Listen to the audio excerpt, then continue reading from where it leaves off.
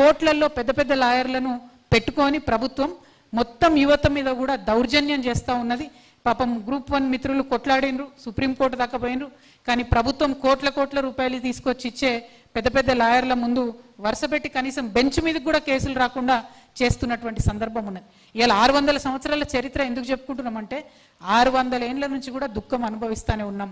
దీనికి ఎక్కడో దగ్గర ఎండింగ్ ఉండాలి, దీనికి చరమ గీతం రావాలి. ఎట్లా వస్తుంది మరి? అది ఏం జరుగుతుంది? 1వ తరగతి నుంచి 7వ తరగతి చదువుకున్న వాళ్ళు కనీసం 4 ఏళ్ళు ఇక్కడ ఉండరానే? అదే అమెరికా అనుకో 6 నెలలకోసారి పోయిరారా గ్రీన్ కార్డు కోసం, సిటిజన్షిప్ కోసం?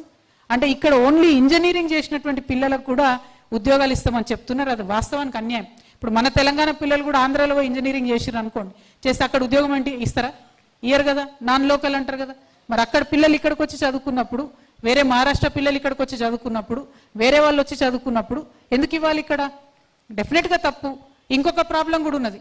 సపోజ్ ఇప్పుడు మన పిల్లలు ఎక్కడన్నా మనం ఉద్యోగరీత్యా బయట ఉండి 1 to 7 బయట రాష్ట్రాల్లో చదివితే మన పిల్లలు కూడా ఇక్కడ నాన్ లోకల్ అనే పరిస్థితి వచ్చింది. అంటే తెలంగాణలో పుట్టినోడు కూడా బయట రాష్ట్రంలో 1 నుంచి 7వ తరగతి బయట చదివితే నాన్ లోకల్ ఉన్నప్పుడు, మరి వేరే రాష్ట్రంలో పుట్టినటువంటి వాళ్ళు 1 to 7 బయట చదివిన వాళ్ళు ఇక్కడ లోకల్ ఎట్లయితారని ఖచ్చితంగా ప్రశ్నించాల్సిందే.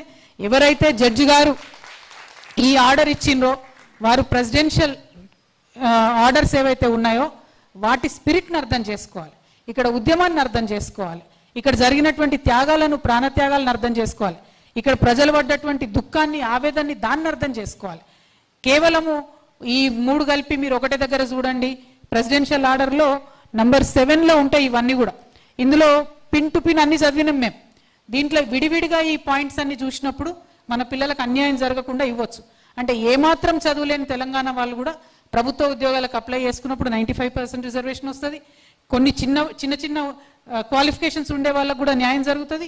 కంప్లీట్గా హయ్యర్ ఎడ్యుకేషన్ చదువుకున్నటువంటి వాళ్ళకు కూడా న్యాయం జరుగుతుంది. కానీ ఈ స్పిరిట్ని ఫాలో కాకుండా కేవలం బై లెటర్ మేము ఫాలో అవుతాము, మీరు 3 కలిపి చూడండి, ఎక్కడోళ్ళైనా సరే 4 ఏళ్ళు ఉంటే సరిపోతుంది అంటే కుదరదు. ఇక్కడ చరిత్ర అట్లా లేదు, ఇక్కడ ఉన్నటువంటి పరిస్థితి అది కాదు. ఇది మాకు రాజ్యాంగం ఇచ్చినటువంటి రక్షణ. దాన్ని తుంగలోకి దొక్కి ఇవాళ రేవంత్ రెడ్డి గారు చేస్తున్నటువంటి అన్యాయాన్ని తెలంగాణ ప్రజలకు వివరించడానికే ఇవాళ రక్షణ సేన నుండి ఈ యొక్క రౌండ్ టేబుల్ సమావేశం మేము పెట్టడం జరిగింది. వాస్తవానికి జరుగుతున్నటువంటి అన్యాయాన్ని చూస్తే ఎంత బాధ అనిపిస్తుందంటే నిజంగా మళ్ళా ముల్కీ రూలే రావాలి. 15 ఏళ్ళు ఇక్కడ ఉండి చదువుకున్నోడికే ఇక్కడ ఉద్యోగం రావాలి. ఎందుకంటే ఇక్కడ 4 ఏళ్ళు చదువుకున్నటువంటి వాళ్ళకు ఉద్యోగాలు ఇస్తే వాళ్ళు 30 ఏళ్ళు ఇక్కడ కూర్చొని జీతం తీసుకొని మళ్ళా రిటైర్ అయ్యి చనిపోయేంత వరకు ఇక్కడే పెన్షన్ తీసుకుంటారు. ఇక్కడ ఉన్నటువంటి వనరులను మన వాళ్ళకు మలుపుతారు. ఇక్కడ ఉన్నటువంటి అంశాలన్నీ కూడా నిర్ణయించేటటువంటి అధికారం వాళ్ళకు వస్తుంది. అట్లాంటి అధికారం వచ్చిందంటే ఇక్కడ నేల తెలవాలి, ఇక్కడ సంస్కృతి తెలవాలి, ఇక్కడ ప్రజలు తెలవాలి, వనరులు తెలవాలి, మన బాధలు తెలవాలి. తెలిసినోడే మలపగలుగుతాడు తప్పితే ఎవరికి పడితే వాళ్ళకు పెద్ద పెద్ద ఉద్యోగాలు ఇచ్చి మనం ఇది చేస్తే కష్టం. ఇవాళ నేను తెలంగాణ రక్షణ సేన నుంచి రౌండ్ టేబుల్ వేదికగా ప్రభుత్వానికి హెచ్చరిక చేస్తా ఉన్నా. ఏదైతే మీరు 563 మందికి ఉద్యోగాలు గ్రూప్ 1లో ఇచ్చిండ్రో అవన్నీ కూడా డెఫినెట్గా తెలంగాణ రక్షణ సేన అధికారంలోకి వస్తుంది. వచ్చిన తర్వాత ఎట్లా అయితే ఆనాడు ఎన్టీ రామారావు గారు ఒక కమిటీ వేసి తర్వాత 610 జీవో ఇచ్చి ఆ అన్యాయాన్ని సవరించిండ్రో, ఈ అక్రమంగా ఉద్యోగాలకు వచ్చినటువంటి వీరందరి మీద కూడా మేము ఖచ్చితంగా రివ్యూ వేస్తాం. ఒక జ్యుడిషియల్ కమిటీ వేస్తాం. దాన్ని రివ్యూ చేసి మళ్ళీ మార్పులు చేర్పులు చేయడం జరుగుతుంది. ఎందుకంటే ఎస్కేప్ అవ్వడానికి లేదు. అన్యాయం, ఇది చాలా దారుణమైన అన్యాయం. 1200 మంది పిల్లలు చచ్చిపోతే వచ్చిన ఉద్యోగాలు అవి.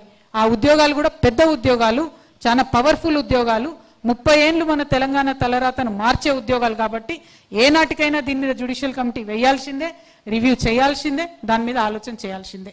ఇంకొక మాట మీ అందరికి కూడా నేను మనవి చేసుకుంటా ఉన్నాను. ప్రెసిడెన్షియల్ ఆర్డర్ కానీ ఇంకోటి కానీ ఏదైనా సరే మనం ఉద్యమ స్పిరిట్తోని రోడ్డు మీద కూర్చొని సాధించుకుంటేనే ఇవాళ అయ్యేటట్టు ఉంది తప్పితే మన మాట వినే ప్రభుత్వాలు కాదు. ముఖ్యమంత్రి గారిని చూసినాం మనం. మా నీళ్లు పోతున్నాయి ముర్రో అంటే ఆయన పోయి మంగళారతి బట్టి వాళ్ళు అక్కడ ప్రారంభోత్సవం చేస్తున్నాడు కర్ణాటకలో. పోయేదే మనకు, జరిగేదే నష్టం మనకంటే. వీరు పోయి అక్కడ పోయి చేస్తే ముఖ్యమంత్రి గారు మన రాష్ట్రం పర్మనెంట్గా ఒప్పుకున్నట్టు అవుతుంది, తుంగభద్రల హక్కులు పోగొట్టుకున్నట్టు అవుతుంది. అది కరెక్ట్ కాదు.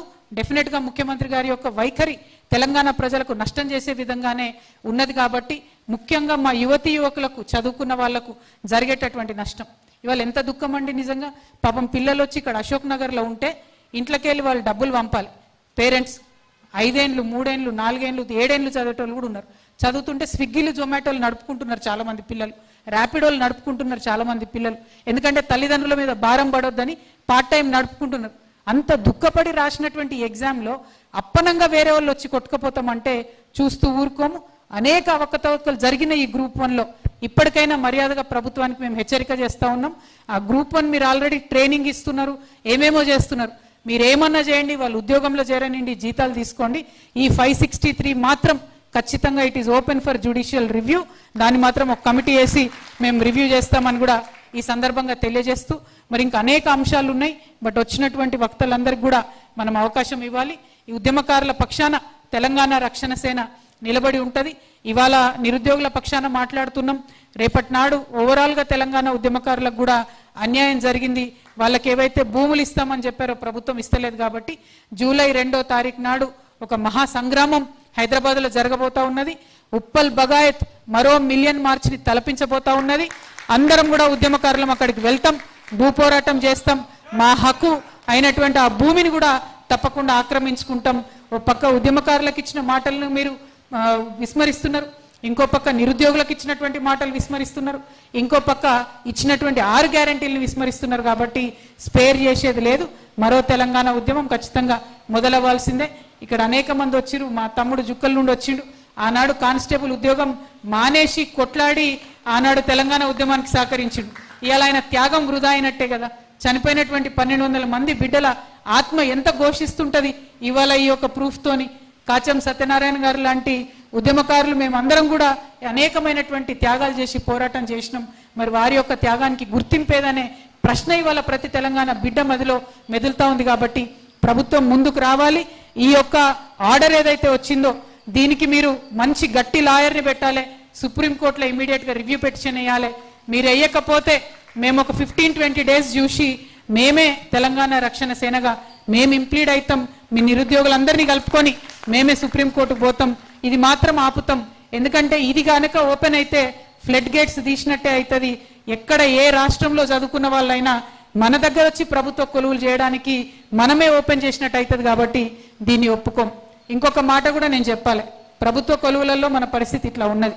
మరి ప్రైవేట్ కన్నా ఏమైనా కొలువులు వస్తాయా? ప్రైవేట్ కన్నా ఏమైనా ఎంఓయూలు అవుతాయా అంటే ముఖ్యమంత్రి గారు అక్కడికి పోవడం ఇక్కడికి పోవడం ఎంఓయూలు సైన్ చేయడం తప్పితే ఎక్కడ భూమి పూజ చేసింది లేదు, ఒక ఫ్యాక్టరీ ఓపెన్ చేసింది లేదు, ఒక ఉద్యోగం వచ్చింది లేదు. ఇంకా దారుణం ఏంటంటే నిన్న స్టేట్ బ్యాంక్ ఆఫ్ ఇండియా ఘోరం, ఫస్ట్ టైం ఇన్ హిస్టరీ ఒక రాష్ట్ర ప్రభుత్వం మీద ఒక నేషనలైజ్డ్ బ్యాంక్ పోయి కోర్టులో కేసు వేసింది. మరి ఎట్లా వస్తారు ఇన్వెస్టర్స్? ఎట్లా ఉంటుంది గవర్నమెంట్ మీద విశ్వాసం? ఎట్లా ఉంటుంది చెప్పండి. ఒక వ్యాపారం పెట్టాలనుకునే వాళ్ళు అరే ఈయన బ్యాంకుకి ఇచ్చిన మాటనే దిక్కులేదు, బ్యాంకుకి ఇస్తా అన్న భూమినే అమ్ముకున్నారు ఈ ప్రభుత్వం అని చెప్పి మొత్తం వ్యాపారవేత్తలు రానటువంటి పరిస్థితి వచ్చింది. అంటే ప్రైవేట్లో ఉద్యోగాలు అట్లా, ప్రభుత్వ ఉద్యోగాలకు ఇట్లా. ఎట్టి పరిస్థితుల్లో ఈ అన్యాయాన్ని సహించేది లేదు. ఈ కాంగ్రెస్ పార్టీ చేస్తున్నటువంటి తెలంగాణ వ్యతిరేకమైనటువంటి కార్యకలాపాలన్నీ కూడా తెలంగాణ రక్షణ సేన దగ్గరుండి ఎదిరించి నిలబడుతుందని చెప్పి ఒక విశ్వాసాన్ని నిరుద్యోగ మిత్రులందరికీ కూడా మేము కల్పిస్తా ఉన్నాం.